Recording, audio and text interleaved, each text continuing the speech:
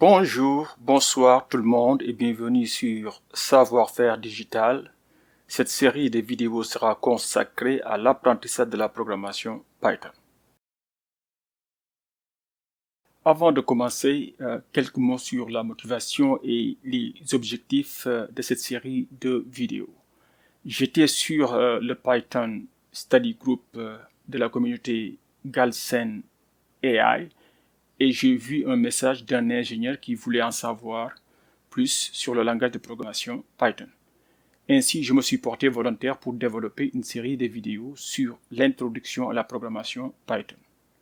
Ce projet est conçu pour les débutants en programmation Python et deviendra ce que la communauté en fera. Je sais qu'il existe beaucoup d'informations sur le sujet, mais je pense qu'il est aussi important que nous puissions développer du contenu par et pour nous-mêmes, qui répondent à nos besoins spécifiques et participer au rendez-vous du donner et du recevoir. L'idée est d'établir les bases de la programmation Python, puis attaquer les domaines tels que la data visualization, l'analyse des données ou bien le machine learning ou bien le full stack web development avec Python. Ainsi, vos contributions et vos feedbacks sont vivement souhaités. Nous attendons votre retour dans les commentaires. Aussi, vous trouverez des ressources additionnelles relatives à cette vidéo en particulier et au langage Python en général. Pour cette vidéo, nous allons rapidement voir les points suivants. C'est quoi Python? Ce que vous pouvez faire avec, comment l'installer, et nous parlerons aussi des environnements de développement intégrés et des éditeurs de texte. Nous parlerons aussi de l'interpréteur Python. Et puis, nous allons écrire notre premier programme, le sauvegarder et l'exécuter. Voilà, maintenant essayons de répondre à la question c'est quoi Python? Python est un langage de programmation multiplateforme, c'est-à-dire les scripts Python sont exécutables sur des machines Windows, Mac OS, Linux, Raspberry Pi et même plus. Python est aussi gratuit. C'est aussi un langage de haut niveau, c'est-à-dire il est plus facile à comprendre et à utiliser par les êtres humains par rapport au langage de bas niveau comme l'assembleur. Ces langages de bas niveau dépendent beaucoup plus de l'architecture de la machine donnée et sont plus difficiles à apprendre.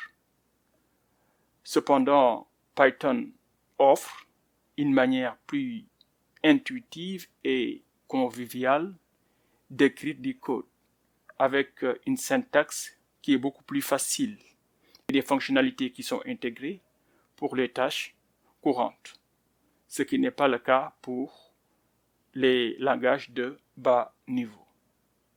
Python est aussi un langage orienté objet, c'est-à-dire qu'il est possible de concevoir des entités qui sont des représentations en fait du monde réel. Ceci n'est pas possible avec des langages qui ne sont pas orientés objet, c'est-à-dire des langages qui sont purement procéduraux. Voilà, c'est-à-dire qu'il y a des langages qui ne sont pas orientés objet. On peut écrire en fait des programmes, mais on ne peut pas faire de la programmation orientée objet. Voilà, maintenant on va vous dire ce que vous pouvez faire avec Python. Python vous permet de développer des applications web, par exemple, ou bien le développement d'applications de jeux. Python aussi permet de faire l'analyse des données en passant par data visualization, etc. Donc, il permet aussi de faire de l'intelligence artificielle, du machine learning also. Vous pouvez aussi créer des applications intégrées avec Python. Ok? Donc, voilà grosso modo ce que vous pouvez faire avec Python. Et je vais vous donner quelques exemples d'applications créées avec Python. Par exemple, Netflix, l'application Netflix, développée en partie avec Python. Dropbox, développée en partie avec Python. Uber aussi, Instagram, Spotify, Reddit, Pinterest. Voilà de très grandes applications qui ont été développées en partie avec Python. Ce projet sera basé sur la dernière version de Python, qui est Python 3, donc Python 3, hein, version 3. De nombreux ordinateurs auront Python déjà installé. Pour vérifier si Python est installé sur votre machine, vous pouvez ouvrir en terminal et exécuter la commande Python -version. Donc, c'est bien, bon, pour les francophones, Python, le tiret, hein, comme le moins encore, et puis version. Et puis, si en fait votre prompt vous donne en fait un numéro de version, sachez que vous avez Python déjà installé sur votre machine. Maintenant, il se pourrait que, en fait, que votre version ne soit pas une version récente. Par exemple, si vous avez la version 2, vous pouvez télécharger en fait la nouvelle version qui est la version la plus récente, la version 3, hein, et puis l'installer sur votre machine. Donc voilà, si Python n'est pas installé sur votre machine, vous pouvez le télécharger et puis l'installer gratuitement. L'adresse de téléchargement c'est www.python.org/download/, right? Ou bien si la façon la plus simple de toutes les façons, c'est d'aller sur Google ou bien n'importe quel moteur de recherche et puis vous faites Python download et puis vous cliquez sur entrée et puis vous aurez sûrement le lien là-bas. Ok. Bon, ou bien si vous avez directement le lien, vous cliquez sur le lien et puis vous allez sur le site de Python pour télécharger et puis installer l'application. Bon, de toutes les façons, vous trouverez aussi ce lien dans la description de la vidéo. Bon, il y a aussi des ressources additionnelles hein, sur Python dans la description de cette vidéo-là. Je vais essayer de rassembler le maximum d'informations possibles et puis les mettre là-bas pour les gens qui veulent avoir des connaissances beaucoup plus approfondies par rapport à ce que nous voulons faire. Ok. Ok, so pour les gens qui ont besoin de télécharger et d'installer Python, ils peuvent aller sur le lien ici. Voilà, c'est www.python.org/download/. Une fois que vous êtes là, il y aura un bouton Download Python pour télécharger Python. Je clique sur ça. Une fois que vous cliquez sur ça, en fait, le téléchargement doit commencer.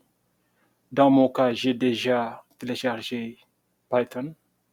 Donc, il me suffit juste d'aller où cela a été téléchargé et puis exécuter le programme.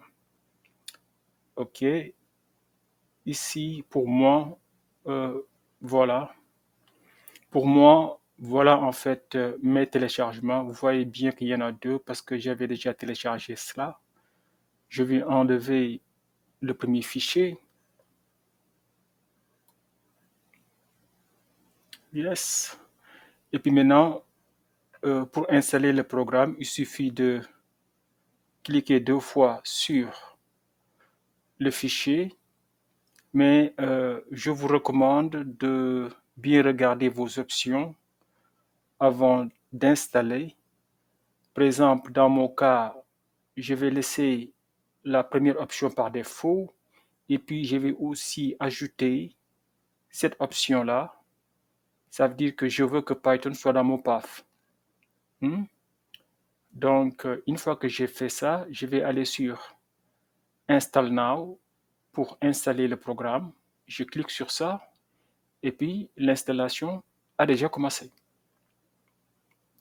Et puis voilà, bon, il me dit Setup was successful, ce qui veut dire qu'en fait tout s'est bien passé. Donc je peux fermer cette boîte de dialogue là et puis maintenant tout ce que je peux faire c'est tester si en fait en réalité l'installation c'est bien terminé. Là je vais ouvrir un terminal. Bon, là, je suis sur Windows, mais en fait, sur les autres systèmes d'exploitation, ça doit être la même chose. Hein. Je vais taper Python version. Et puis là, il me dit que la version 3.11.4 est bien installée dans mon système. Et voilà pour l'installation de Python sur Windows. Sur les autres systèmes, Linux, Mac, etc., ça doit être plus ou moins la même chose. Ça ne doit pas être compliqué. De toutes les façons, pour ceux qui ont des problèmes, vous pouvez toujours envoyer les commentaires, en fait, si jamais vous avez des problèmes de téléchargement ou bien d'installation. Mais je doute que, en fait, que vous aurez ce genre de problème-là parce qu'en fait, l'installation est très simple.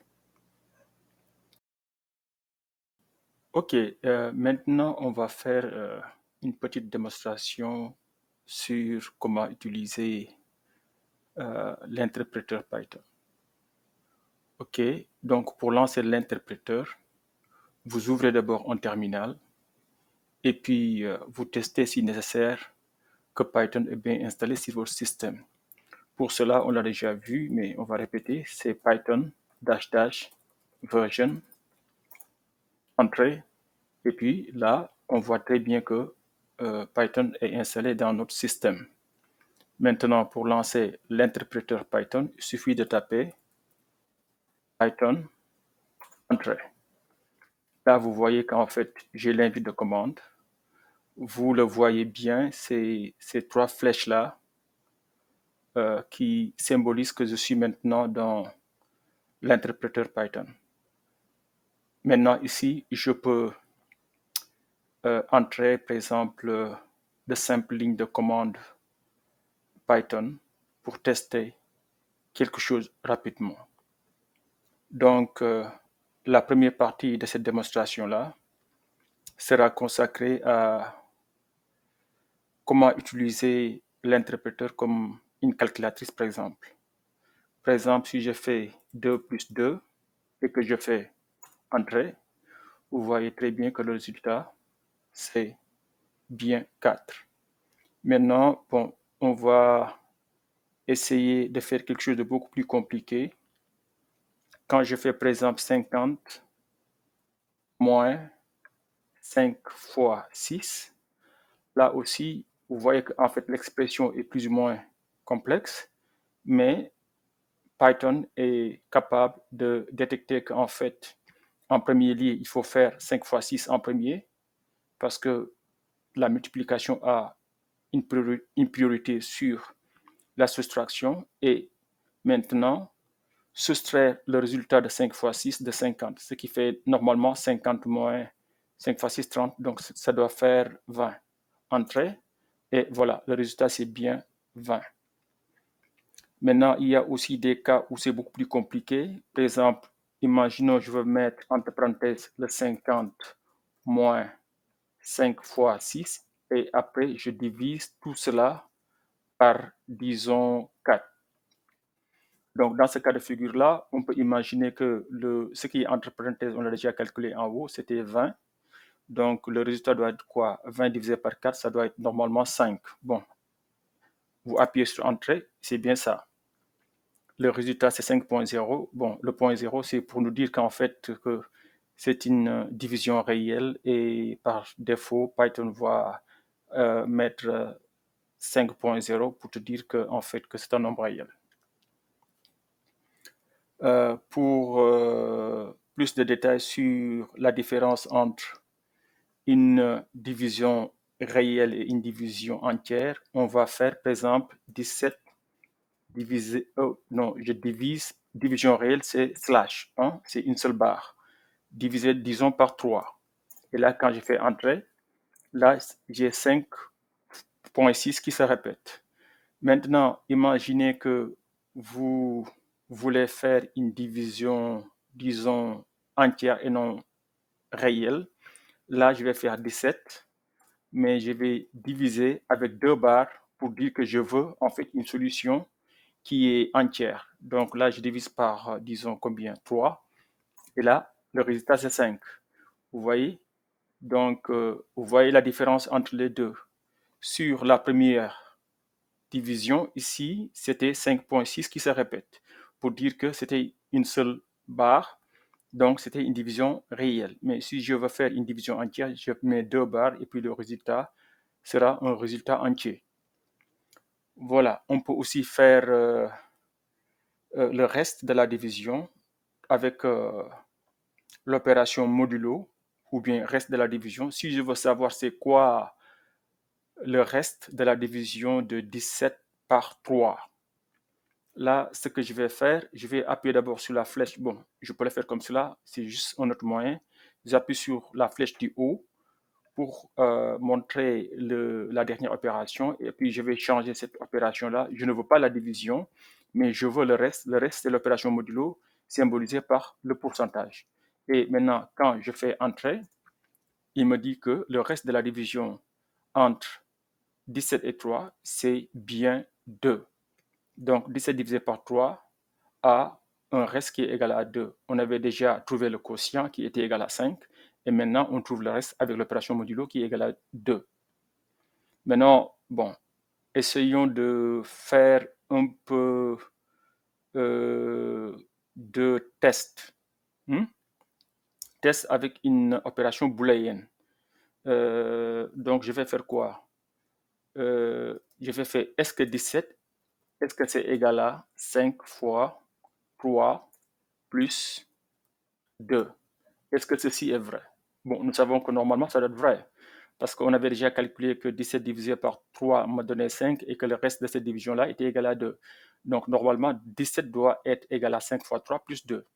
Donc ici, faites attention. Pour tester si deux quantités sont égales, il faut mettre deux signes égal, égal, égal. OK? Donc, j'appuie sur Entrée. Python me dit true. Ça veut dire quoi? C'est vrai que ces deux quantités-là sont égales, que l'égalité est vraie. Maintenant, on va aussi calculer, on peut aussi calculer des puissances. Par exemple, quand je fais 5 fois 5, nous savons que c'est 25, mais je peux aussi le faire 5 euh, euh, étoile, étoile, et puis je mets 2. Donc, quand je mets un seul signe étoile, c'est la multiplication. Quand je mets étoile, étoile, c'est la puissance. Ça, c'est 5 à la puissance 2, ce qui est égal à 5 fois 5. Ça me donne 25. OK? Je peux aussi essayer de calculer 5 fois 5 fois 5 doit être égal à 125. Mais je peux aussi le faire 5 étoile, étoile, 3, qui fait 5 puissance 3. Ça me donne 125. Maintenant, on peut aussi utiliser en fait des variables dans l'interpréteur. Imaginons par exemple que j'ai un rectangle qui a pour largeur petit l égale à, disons, 10 mètres et que j'ai en fait la longueur grand L qui est égale à, disons, 15. Et puis, on me demande de trouver en fait la surface de ce rectangle-là. Donc, je peux calculer la surface qui est égale à, normalement, c'est quoi? C'est longueur fois la largeur. Très simple. Hein? Et puis même mieux, ici, je peux même faire des commentaires. Calcul, par exemple, de surface, disons. Donc, quand vous mettez en fait le hashtag et puis vous mettez en fait quelque chose après le hashtag sur la même ligne, c'est ce qu'on appelle en fait un commentaire. Cela veut dire que ça ne fait pas partie du code. C'est juste en fait un message que le programmeur écrit là-bas pour se rappeler qu'est-ce qu'il est en train de faire. Bon, évidemment, sur l'interpréteur, ça n'a pas beaucoup de sens, mais dans un grand fichier ou bien dans un fichier qui est très long avec beaucoup de lignes de code, il est bien des fois de mettre en fait des commentaires pour les autres collaborateurs ou bien si jamais pour vous-même des fois, parce que des fois vous écrivez un code et puis vous laissez ça pendant beaucoup de temps, vous revenez sur cela pour travailler là-dessus Des fois, si vous ne mettez pas des commentaires, vous pouvez oublier exactement c'était quoi votre idée. Donc, bref. Donc là, bon, voilà, là, je calcule en fait ma surface qui est égale à longueur fois largeur et puis je mets entrée. Et vous voyez qu'en fait, pour l'instant, je n'ai pas de résultat. Mais bon, pourquoi il n'y a pas de résultat? Parce que le résultat a été assigné à la variable surface. Pour trouver maintenant cette valeur-là, il suffit de taper surface, entrée, et là, l'interpréteur me dit qu'en fait, la valeur de la surface pour ce rectangle-là est égale à 150 mètres carrés. Voilà, on va faire quelque chose de beaucoup plus intéressant. Supposons par exemple que vous allez faire du shopping et que vous achetez en fait un produit qui a un prix, disons de combien? Disons 100 dollars et 50 cents. Donc 150, 100 dollars. Donc là, je vais mettre entrée. Donc là, j'ai enregistré en fait la valeur pour le prix d'achat et puis le taux pour, les taxes. OK? Et maintenant, imaginons que je veux savoir c'est quoi le prix total TTC. Voilà, je peux d'abord calculer en fait la valeur pour la taxe, qui est tout simplement prix multiplié par le taux pour la taxe. Et là, voilà, donc la valeur pour la taxe doit être égale à combien? 12 dollars et puis à peu près 56 cents. Donc, ou bien 12 dollars 56 centimes. Maintenant, le prix total, c'est quoi? Le prix total, normalement, c'est le prix plus la taxe. OK? Maintenant, je peux bien faire ça comme ceci, prix plus 12 points, la valeur de la taxe qui est égale à 56,25. Mais bon, écoutez, là, je me répète, hein, je sais qu'en fait, la valeur de la taxe est déjà calculée en haut. Hein, c'est 12,565. Pour cela, l'interpréteur a une variable pour cela, pour dire le résultat de la dernière opération. Pour cela, il suffit d'utiliser underscore. Donc, c'est le tiré du bas là. Le tiré du bas, en fait, dans l'interpréteur, est une variable qui désigne le résultat de la dernière opération. Donc, dans ce cas de figure-là, je peux tout simplement faire prix plus ce que j'avais déjà calculé, qui est, donc ici, la dernière opération avait pour résultat 12,5625. Donc, quand j'appuie sur Entrée, vous voyez très bien que ça, c'est le prix total TTC. Bon, maintenant, on peut aussi vérifier cela en faisant ceci, prix plus prix fois, n'est-ce pas? Hmm? Ça veut dire, prenez le prix et ajoutez en fait la valeur euh, de la valeur de la taxe. Quand je fais entrer encore, vous voyez que c'est le même résultat. Autre façon de calculer aussi, je peux faire prix multiplié par 1 plus quoi? Euh, Là, j'ai factorisé prix, ça doit être taxe, n'est-ce pas? Autre façon de faire, je dois trouver le même résultat, ce qui est correct. On peut dire que c'est tout simplement 113 dollars et 6 cents. OK? Et pour cela, on peut aussi arrondir le résultat en utilisant une fonction Python qui s'appelle round. Round, pour les francophones, ça veut dire arrondir. Donc, j'utilise round. Round what? OK? Avant tout, on va arrondir à combien de chiffres? Normalement, à 2 chiffres, ça veut dire qu'au centime près. Mais qu'est-ce qu'on va arrondir? On va arrondir tout simplement la dernière opération. Mais la dernière opération, on avait déjà dit que c'était underscore. Underscore, c'est le tiré du bas. Donc là, je sors de là. Bon, enlève-moi ça. Et puis, quand je entrais, le résultat, voilà, c'est 113 dollars et 6 cents.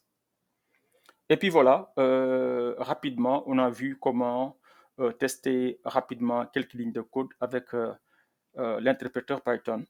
Maintenant, une fois que vous avez fait ça, normalement, il faut maintenant quitter l'interpréteur, par exemple, pour aller dans votre terminal encore. Pour cela, tu peux seulement taper exit comme ça, hein, et puis vous ouvrez les parenthèses, vous les fermez, et puis vous entrez, et puis là vous sortez de l'interpréteur et vous retournez dans votre terminal. OK? Je pense que aussi vous pouvez, si vous êtes sur Windows, vous pouvez vous pouvez taper la fonction quit pour quitter. Bon, on va essayer cela. Bon, je vais rentrer encore dans l'interpréteur. Là, je suis encore dans l'interpréteur Python. Bon, on va faire n'importe quoi. 12 moins, disons 17. Bon, oups, 12 moins 17, j'ai bien dit, c'est ça. Et puis, voilà, il me dit que c'est égal à moins 5. Imaginons que je suis là maintenant et que je veux quitter. Avant, on avait quitté en appuyant sur quoi? En faisant exit. Je pense qu'on peut aussi quitter, bon, du moins sur Windows, je ne sais pas sur les autres systèmes, mais bon, vous pouvez essayer vous-même. Exit marche. Quit also doit marcher normalement. On va essayer. Et voilà, ça marche. J'ai quitté l'interpréteur pour me retrouver dans, dans, euh, dans mon terminal. Voilà. Donc, il y a plusieurs façons, en fait, de quitter l'interpréteur. Donc, au moins, je vous ai montré exit, quit. Des fois, il y a CTRL D, il y a CTRL Z, suivant, en fait, le système dans lequel vous vous trouvez. OK. Voilà. Maintenant, je vais CLS pour effacer mon écran. Et voilà.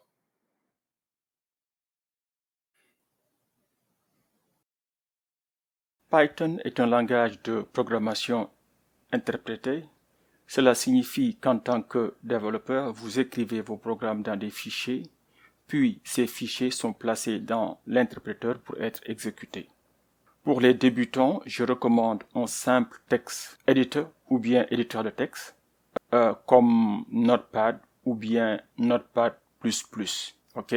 Nous reviendrons sur les environnements de développement intégré ultérieurement. Pour l'instant, simplifions les choses et mettons le focus sur Notepad et Notepad++. Bien, voilà, nous avons vu comment utiliser l'interpréteur Python pour tester rapidement quelques lignes de code. Mais évidemment, vous allez me dire que l'interpréteur présente des limites.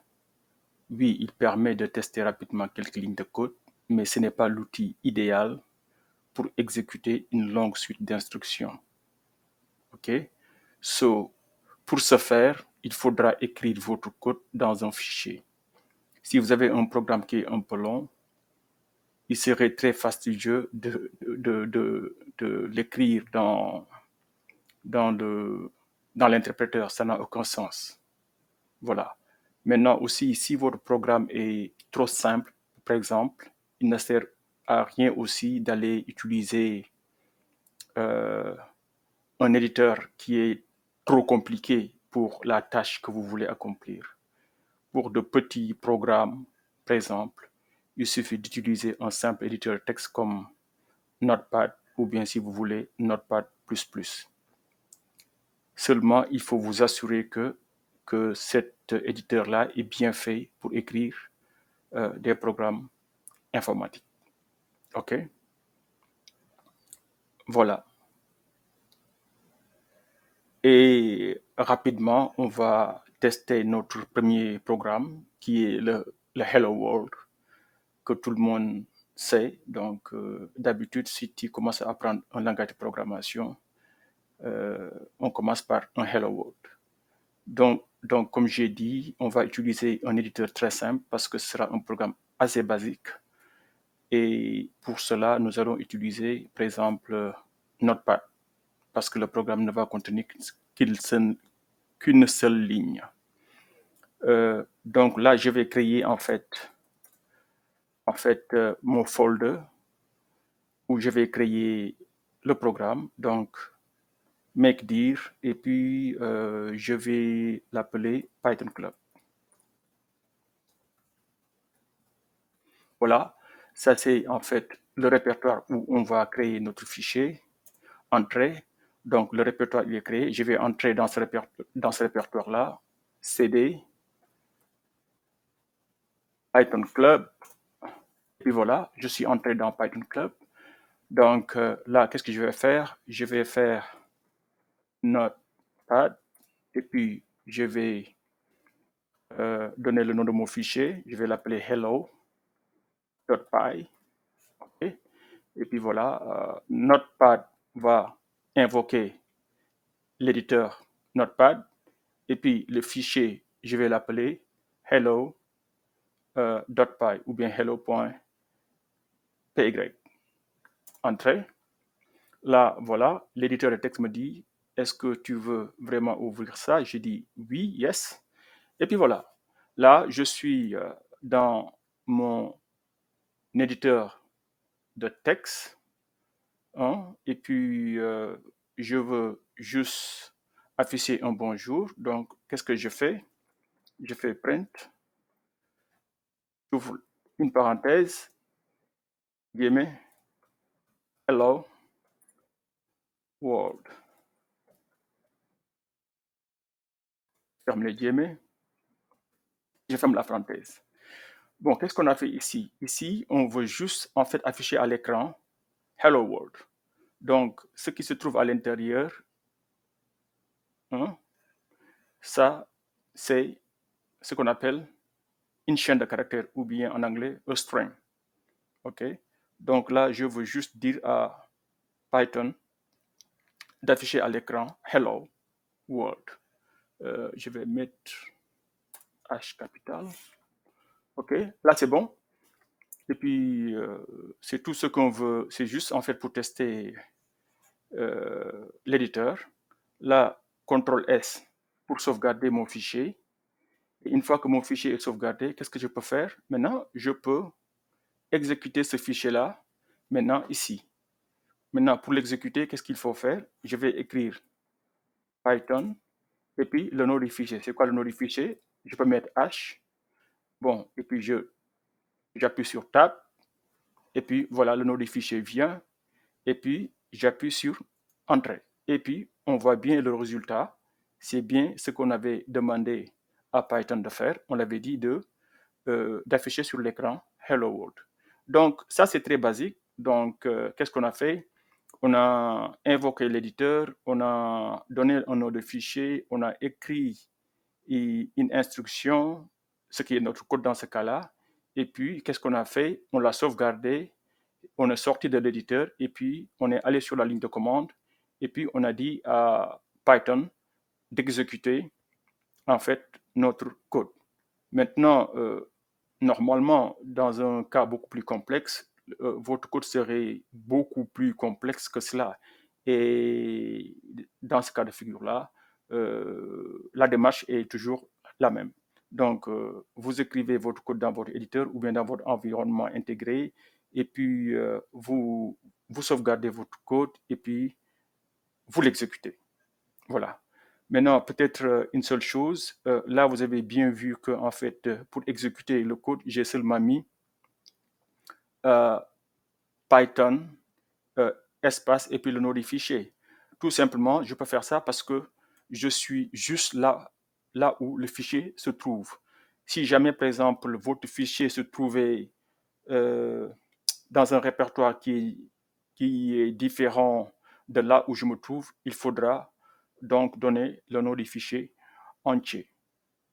Je pense que c'est bien ça. Mais peut-être autre chose. Euh, Là, vous avez vu qu'en fait, puisque le programme était très simple, j'ai juste utilisé en fait Notepad de Windows, qui est un éditeur de texte très simple. Maintenant, si vous voulez aussi, vous pouvez utiliser en fait un outil comme un Notepad++, qui est beaucoup plus compliqué. Et puis là aussi, vous voyez, en fait, c'est beaucoup plus capable que Notepad simple de Windows, parce que là, au moins, ça vous permet de faire ce qu'on appelle syntax highlighting. Voilà. Bon, ça, c'est le premier fichier test que j'avais déjà créé, mais bon, c'est la même chose pour ouvrir l'autre fichier. je peux faire ça et puis je vais aller sur ouvrir ou open. Et puis là, je vais aller dans le répertoire où j'ai créé, par exemple, là, je me trouve dans PyClub, mais je peux aller aussi dans l'autre, je pense que je l'avais appelé Python Club. Voilà, c'est bien là. Et puis voilà, et puis il s'appelle Hello, je l'ouvre, je peux l'ouvrir si vous voulez. Et puis peut-être, bon, euh, changeons le code par exemple. Là, on va l'appeler bonjour tout le monde. Et puis voilà, on a changé le code. Donc là, j'ai bonjour tout le monde. Bon, la traduction plus ou moins en français. Et puis je vais sauvegarder, save. Et puis une fois que le code est sauvegardé, je sors de là. Je vais aller toujours là où j'étais. OK, là, je peux faire dire pour voir est-ce que mon fichier est toujours là. Bon, normalement, le fichier doit être là-bas. Voilà, il est toujours là. C'est le fichier hello.py. OK, c'est le seul fichier que je trouve dans ce répertoire-là. Et puis, qu'est-ce que je peux faire maintenant? Bon, je vais effacer mon écran. Toujours la même chose. J'appuie sur flèche O pour, bon, aller sur la chaîne. Les commandes que j'avais déjà exécutées, bon, c'est celui-là, c'est celle-là plutôt que je veux exécuter, Python hello.py pour exécuter ce qui est dans le fichier hello.py. Entrée. Et là, vous voyez qu'en fait, ce qui était Hello World est maintenant bonjour tout le monde. Et voilà, on vient de voir comment écrire un programme dans un éditeur de texte, comment sauvegarder le texte ou bien le code si vous voulez, et puis comment sortir de l'éditeur et puis exécuter. Donc voilà votre premier programme Python pour les débutants.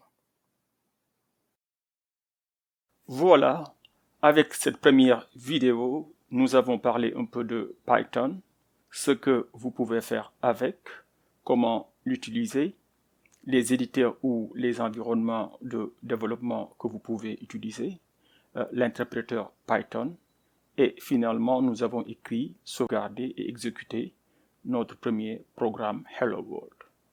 Prochainement, nous allons commencer à étudier la syntaxe en détail, parler de la notion de variable en Python et puis montrer comment utiliser les environnements de développement tels que Spyder, VS Code et Colab. Donc voilà, abonnez-vous et activez la cloche de notification YouTube. Merci et à la prochaine.